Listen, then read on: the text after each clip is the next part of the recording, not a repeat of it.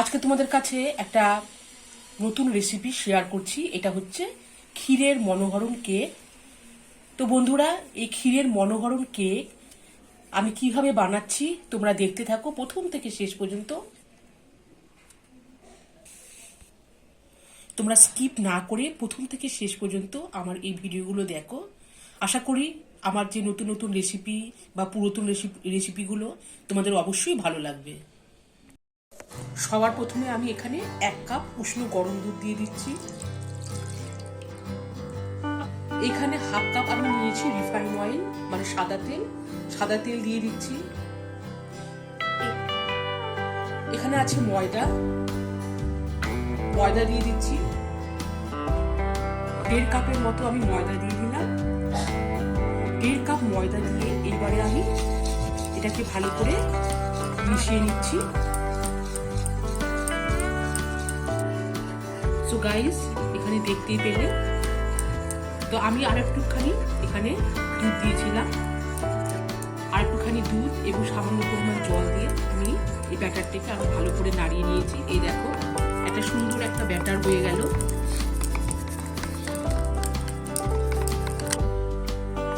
এবারে এই ব্যাটারটা কিন্তু আমি পুরোপুরিভাবে ভালো করে তৈরি করে নিয়েছি। এই দেখো, আর যেহেতু তোমাদেরকে বলেছিলাম এটা আমি ক্ষীরের কেক করছি, এখানে কিন্তু আমি একদম ডিম দিচ্ছি না, এটা সম্পূর্ণ নিরামিষ কেক। আর এইখানে দেখো ক্ষীর আছে। এবারে আমি ক্ষীরটাকে দিয়ে দিচ্ছি, এইভাবে মেশিনের সাহায্যে গ্রেটেড করে দিচ্ছি। তো বন্ধুরা, এই দেখো এখানে আমি ক্ষীর দিয়ে দিয়েছি।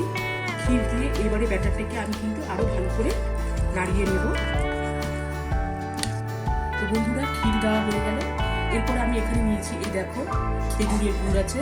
খেজুরের গুড়টাও আমি ঠিক আগের মতনই এইভাবে গ্রেটেড করে নেব। তোমরা যদি এখানে চাও যে চিনি দিব, চিনি দিতে পারো। তো আমি এই ক্ষেত্রে খেজুরের গুড় ব্যবহার করছি। খেজুরের গুড় দিলে এই ক্ষীরের কেকটা আরো মানে কি বলবো দ্বিগুণ স্বাদ বেড়ে যায়। সেই জন্য আমি খেজুরের গুড়টা দিচ্ছি। এবারে আমি খেজুরের গুড় দিয়েও ব্যাটারটাকে কিন্তু নাড়িয়ে নিচ্ছি।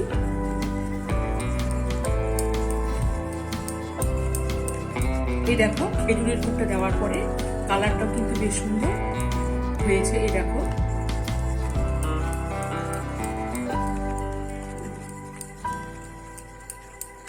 দিচ্ছি বেকিং পাউডার, দিয়ে দিচ্ছি বেকিং সোডা। বেকিং সোডা দিয়ে কিন্তু এবারে ভালো করে নাড়িয়ে নিতে হবে।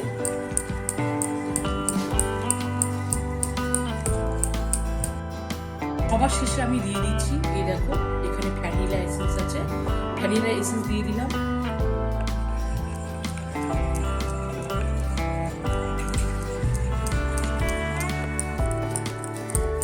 সো গাইস, এই দেখো ব্যাটারটা কিন্তু একদম পুরোপুরিভাবে রেডি হয়ে গেছে। তো এখানে আমি কিন্তু কাজু আর কিশমিশ কিছুই দিলাম না। তোমরা যদি চাও তো কাজু আর কিশমিশ দিতে পারো। আর ব্যাটারটাও কিন্তু অলরেডি একদম রেডি হয়ে গেছে।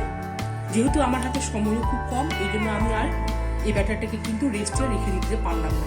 এবারে আমি সরাসরি চলে যাচ্ছি রান্নাঘরে। আর এটা কিন্তু আমি প্রেসার কুকারেই করব।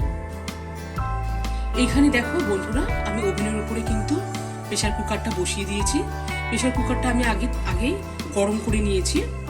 তো এইবারে আমি এই প্রেসার কুকারের মধ্যে সরষের তেলই হোক বা রিফাইন অয়েল হোক, আমি এখানে সরষের তেল ইউজ করছি। সরষের তেল আমি এখন এই 4-5টা লাগিয়ে দিচ্ছি। তো এই দেখো বন্ধুরা, আমি নিচে রুটি করার তাওয়া বসিয়ে দিয়েছি। এবার এই তাওয়ার উপরে কিন্তু আমি এই প্রেসার কুকারটাকে রেখে দিচ্ছি। প্রেসার কুকারের মধ্যে আমি এই ব্যাটারটা দিয়ে দিচ্ছি।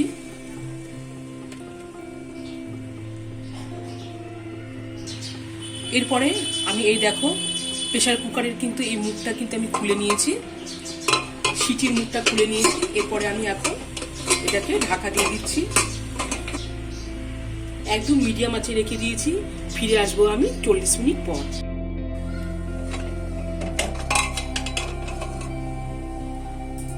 এই দেখো বন্ধুরা, কেকটা দেখো কত সুন্দর ফুলেছে। এই কেকটা কিন্তু এখনো হয়নি, তোমরা দেখে বুঝতেই পারছো। কারণ এই দেখো এই পাশটা কিন্তু এখনো কাঁচাই আছে, তাহলে আমাকে কিন্তু আরো কিছুটা রাখতে হবে। কিছুক্ষণ পরে আমি আবার ফিরে আসবো। জাস্ট এটা কিন্তু তোমাদেরকে শুধু দেখানোর উদ্দেশ্যে আমি ক্যামেরাটা বন্দি করলাম। দেখো কত সুন্দর ফুলেছে। আমি আবারও কিন্তু 10 মিনিট পর ফিরে আসবো।